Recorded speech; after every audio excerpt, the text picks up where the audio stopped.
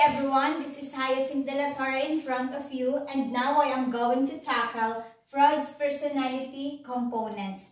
We have three components, and these are the id, ego, and the superego. The id is the unconscious one. It is a pleasure principle.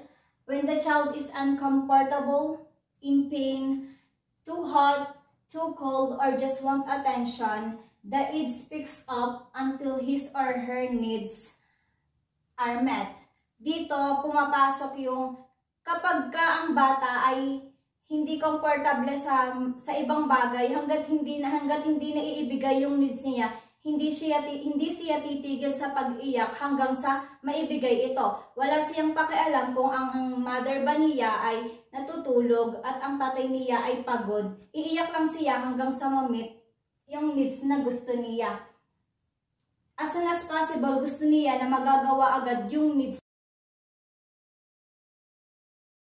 The second one is the ego, which is the conscious one. The ego operates the reality principles. As the baby turns into a toddler and then into a preschooler, he or she relates more with the environment and the surroundings na kanyang kinabibilangan.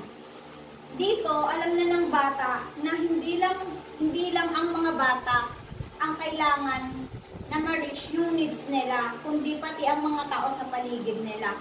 Kailangan, aware na sila na ito pala si Mami, kailangan ko, makakatulong din pala ako para mas mabigay yung needs na kailangan niya. And then, alam na ng bata na kapag siya ay nagpadalos-dalos sa pagdedesisyon at naging makasarili, alam na niya na pwede itong magresulta ng negative at negative consequences. And dahil sa alam na niya yon, magkakos ito ng maayos na solusyon para sa sitwasyon. The third one is the superego and the subconscious.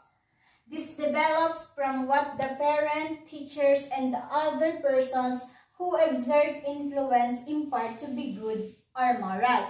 Dito na pumapasok na na-impluensyahan na si bata ng mga tao sa paligid niya kung ano ba ang right or wrong and the good and the bad behaviors. Dito, sa superego pumapasok si konsensya sapagkat alam na ng bata kung ano ba ang tama at mali na gawain, which is kailangan natin gawin kung ano yung tama, hindi lang para sa ating sarili, kundi pati rin sa mga tao sa paligid natin.